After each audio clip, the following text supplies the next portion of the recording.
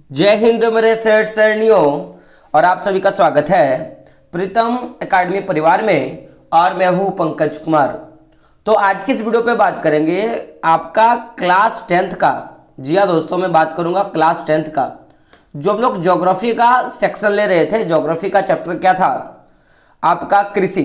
तो इस कृषि यानी कि जो आपका चैप्टर 4 है, इस चैप्टर 4 के जो टॉपिक डिस्कशन वाला वीडियो था, हम लोग आज इसको फिर से कंटिन्यू करेंगे, क्योंकि बीच में थोड़ी मेरी जो कंप्यूटर है उसमें थोड़ी प्रॉब्लम आ गई थी, तो मैं नहीं ले पा रहा था। क्योंकि आपको पता होगा कि सारा का सारा जो भी पीडीएफ होता है वो बेसिकली जो वीडियो होता है वो पीडीएफ फॉर्मेट में होता है।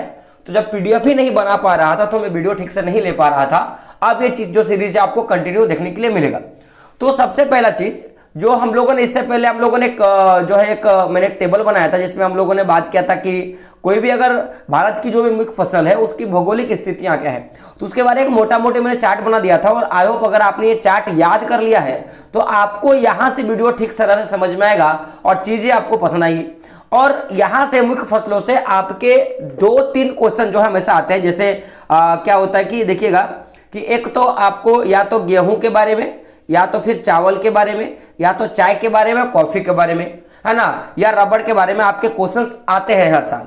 लेकिन मैं कुछ एक्स्ट्रा जो भी फसल है उसके बारे में भी करवा दूंगा, क्योंकि वहां से आपके ऑब्जेक्टिव प्रश्न बनते हैं और ऑब्जेक्टिव प्रश्न वहां से पूछे जाते हैं। तो देख सकते हो सबसे पहला ये जो फसल का जो मुख्य फसल वाला जो चैप्टर है उसका एक यहाँ पे टॉपिक आता है कि भारत के विभिन्न क्षेत्रों में उगाई जाने वाली फसलों में पाए जाने वाले अंतर के क्या कारण है। क्वेश्चन आएगा कि देखो भारत का भूभाग जो है इसमें जो भी फसल उगाया जाता है तो उन फसलों में जो इतना ज्यादा अंतर पाया जाता है कि कहीं पे केवल धान की खेती होती है तो कहीं केवल गेहूं की खेती हो रही है, तो कहीं रबड़ की खेती हो सकती है, कहीं पे जो केवल और केवल चाय की खेती हो सकती है। तो ये जो मुख्य अंतर है, इस अंतर का क्या कारण है? तो समझिएगा कि अगर मैं अंतर का बात करूं तो इसमें मिट्टी, जलवायु और कृषि की पद्धति जो है, कृषि पद्धति है, उनमें अंतर देखने के लिए मिला है। और इसी कारण जो है विभिन्न देशों में, या मैं बोलूंगा कि भारत में विभिन्न क्षेत्रों में अनेक प्रकार के खाद्य और अखाद्य फसलों का उत्पादन किया जाता है। अब मैंने क्या बोला, यहाँ पे सबसे बड़ा टॉपिक क्या है कि मैंने आपको बोला कि जब हम लोग जलवायु, मिट्टी और कृषि में जब अंतर पाएंगे तभी जाके ये चीजें आपको देखने के लिए मिलेगा। अब ये सवाल कैसा का है, अगर देखोगे जैसे कपास की खेती के लिए काली मिट्टी की उपयोगिता होनी चाहिए, तो अब जहां पे काली मिट्टी होगा वहीं पे ना कपास की खेती होगी। जिस तरह काजू की खेती के लिए जो मिट्टी की उत्पादकता चाहिए वो मिट्टी होनी चाहिए, ठीक उसी प्रकार हर एक क्षेत्र में जो मिट्टी है उसके अनुकूल वहां पे कृषि पद्धति करना होगा।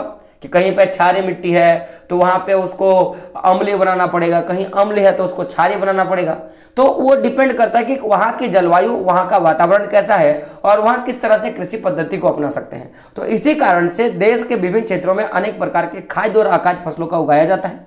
अब ये सवाल कि सर आपने यहाँ पे खाद्य फसल और अखाद्य फसल का बात किया है। देखिए खाद्य फसल वो होता है जिसको खाद्यान्न बोलते हैं, जिसको हम लोग खाने के लिए उपयोग करते हैं। और अखाद्य फसल वो होता है जिसको खाने के लिए प्रयोग नहीं करते हैं, यानी मुख्य रूप से मनुष्य उसको खाने के लिए प्रयोग नहीं करता। जैसे आप अगर देखोगे, जैसे अगर आप चारा का बात कर रहे हो, रबड़ का बात कर रहे हो, तो ये सारे क्या होते हैं? आपके अखाद्य फसल होते हैं। लेकिन यहाँ पे क्वेश्चन एक आ सकता है कि भारत में उगाए जाने वाले मुख्य फसलें क्या क्या है। भारत में उगाए जाने वाले मुख्य फसल का नाम बोलेगा तो देख सकते हो जैसे चावल का उत्पादन होता है, गेहूं का होता है, मोटा अनाज का होता है, दालों का होता है, चाय का होता है, कॉफी का होता है, गन्ना का होता है, कपास का होता है, जूट का होता है, और एक आप यहाँ पे लिख सकते हो मक्का का भी क्या होता है, भारत में खेती होता है। यानी कि चावल, गेहूं, मोटा अनाज, दालें, चाय, कॉफी, गन्ना, कपास और जूट और मक्का जो है ये आपका क्या है, एक प्रकार के भारत के उगाए जाने वाले मुख्य फसलों का क्या है, उदाहरण है। अब यहाँ पे क्वेश्चन आता है, देखिएगा, और ये क्वेश्चंस आपके एग्जाम में पूछे जाते हैं। क्वेश्चन पूछेगा कि भौगोलिक दशाओं के बारे में वर्णन करना होगा, ये कौन से राज्य में उत्पादन किया जाता है। और यहां से आपके एग्जाम से क्वेश्चंस आते हैं, ऑब्जेक्टिव में भी क्वेश्चन आएंगे और सब्जेक्टिव में भी क्वेश्चन आएंगे। तो दोनों को आपको क्या करना है, ध्यान से देखना है। तो देख सकते हो सबसे पहले यहाँ पे क्वेश्चंस आपको इस तरह पूछेगा कि भारत में चावल की खेती के लिए उपयुक्त भौगोलिक परिस्थितियों का, यहाँ पे बहुत जगह परिस्थिति के जगह दशा भी लिख देता है। तो क्वेश्चन क्या आएगा कि भारत में चावल की खेती के लिए उपयुक्त भौगोलिक परिस्थिति एवं उत्पादक राज्यों का क्या करना है, आपको वर्णन करना है।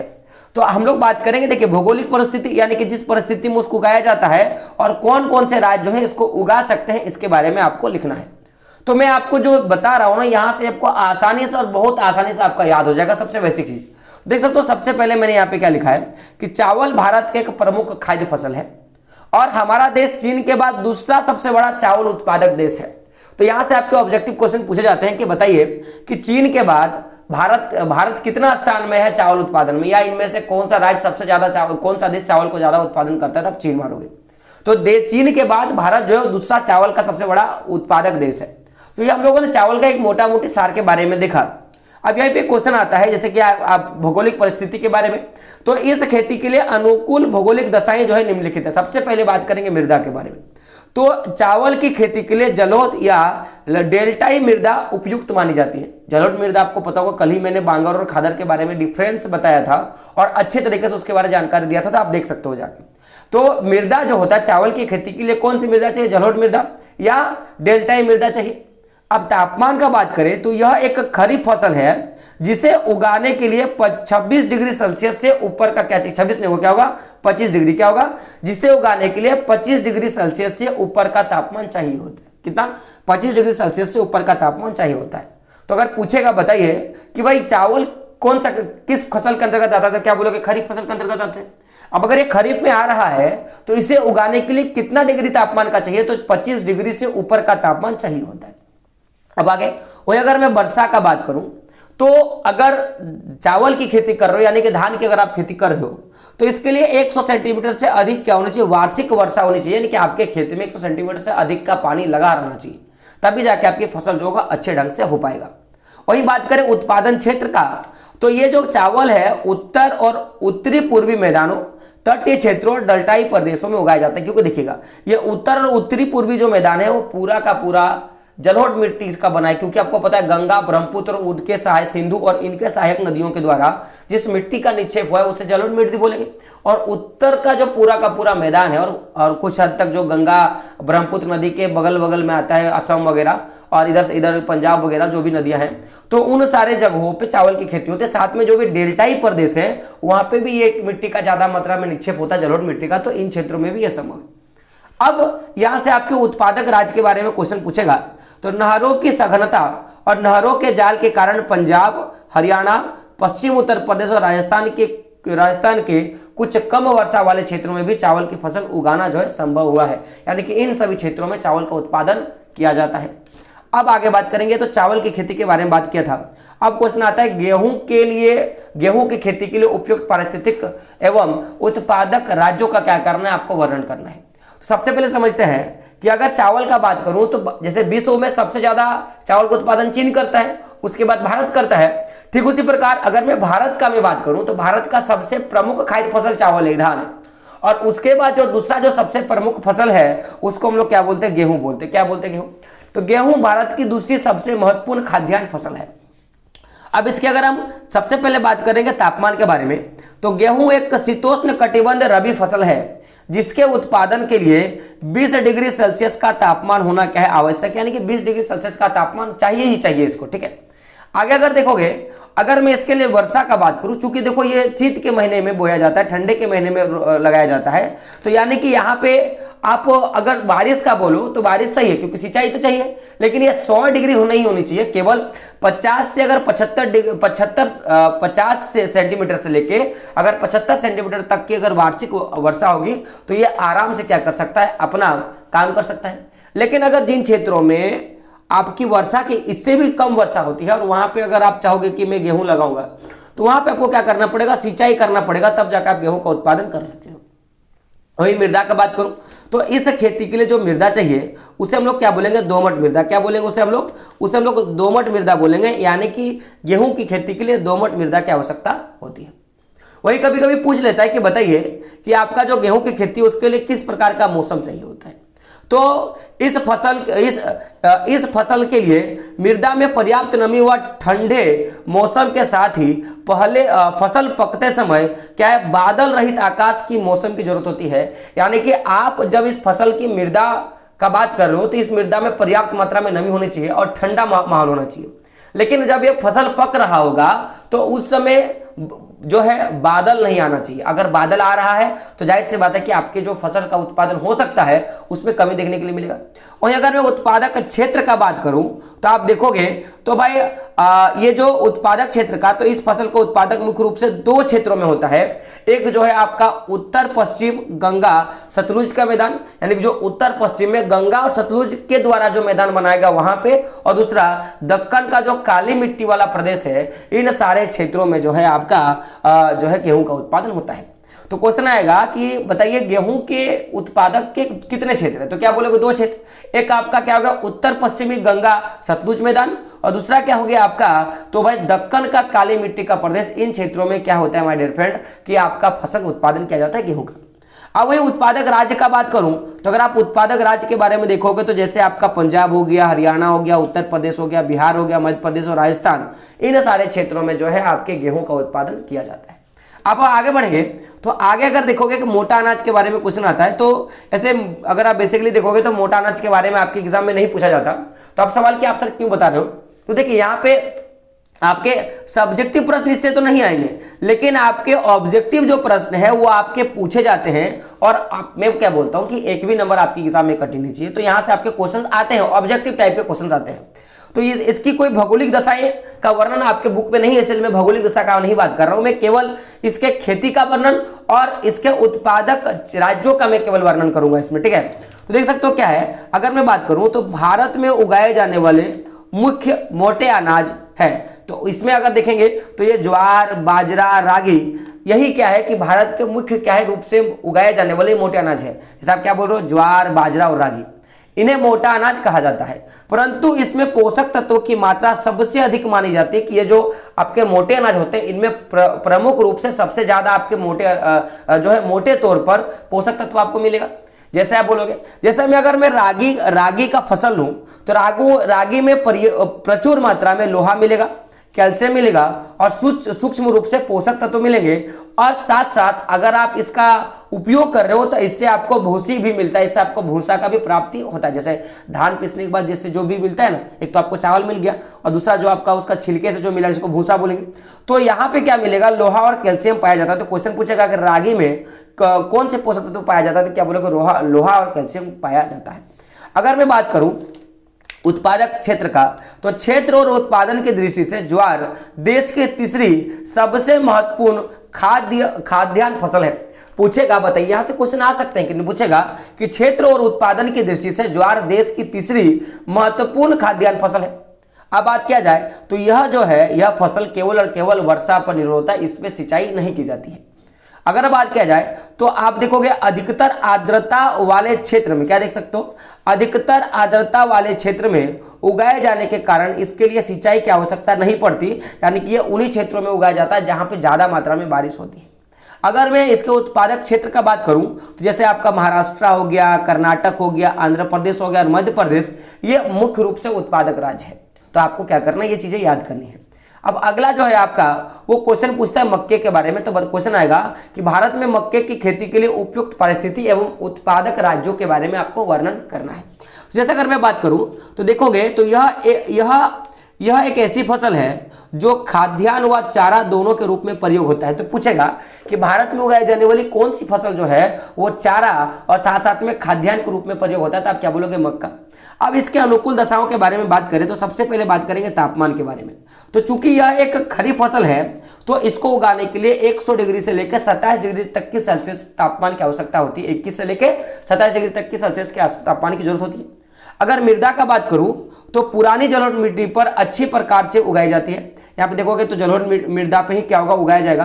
तो पुरानी जलोढ़ मिट्टी पर अच्छी प्रकार से उगाई जाती है। जैसे बिहार, एक्चुअली देखो इसमें पुरानी जलोढ़ मृदा तो नहीं बोल सकते, केवल जलोढ़ मृदा बोलेंगे, लेकिन जो क्षेत्र पुराना हो गया जलोढ़ मृदा में उस पे देखोगे तो मक्का की खेती की जाती है।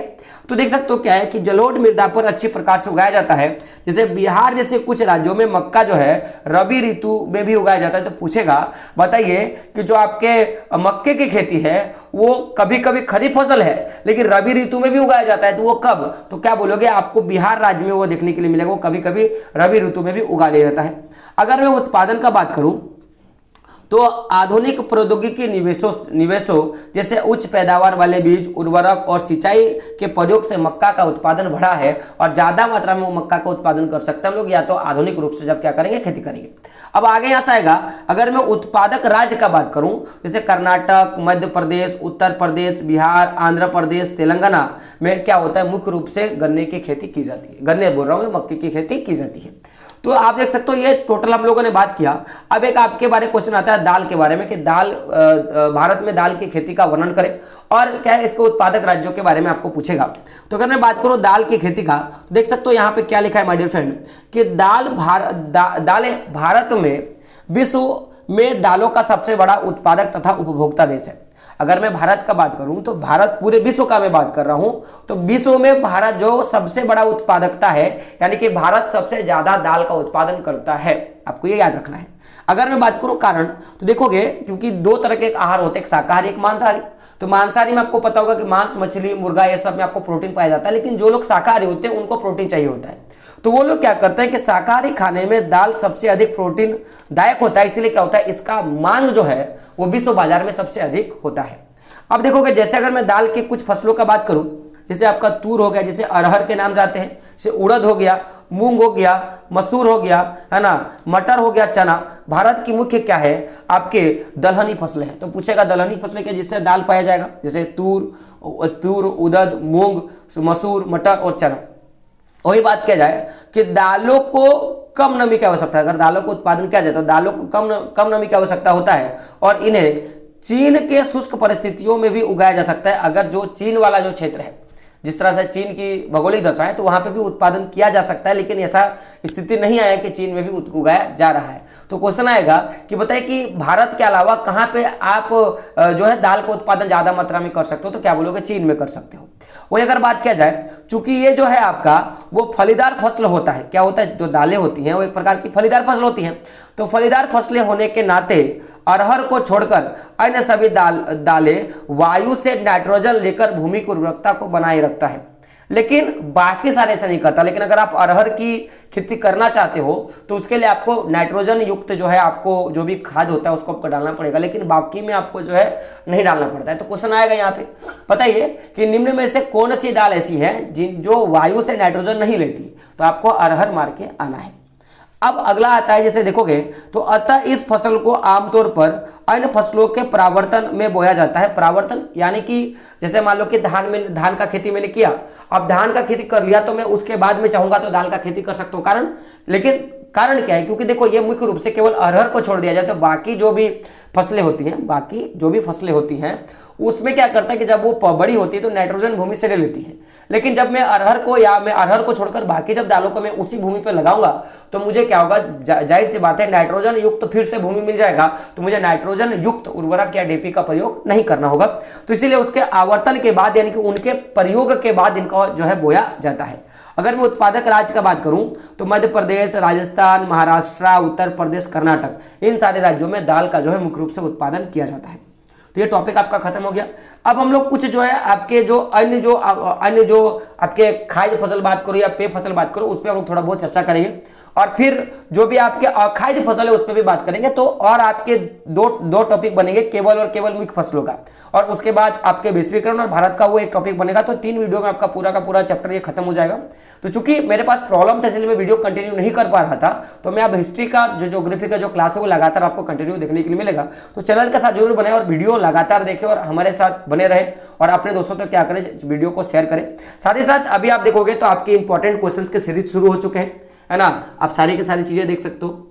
तो आप वहां से भी ज्वाइन हो सकते हो और हमें फॉलो कर सकते हो। सबसे बड़ी चीज कि हम आपके लिए काम करते हैं, आपको थोड़ा हमारे लिए काम करना होगा और थोड़ा आपको क्या करना पड़ेगा, सपोर्ट करना पड़ेगा। दोस्तों मिलते हैं अगले वीडियो में, तब तक के लिए जय हिंद, जय भारत और आपका दिन शुभ हो।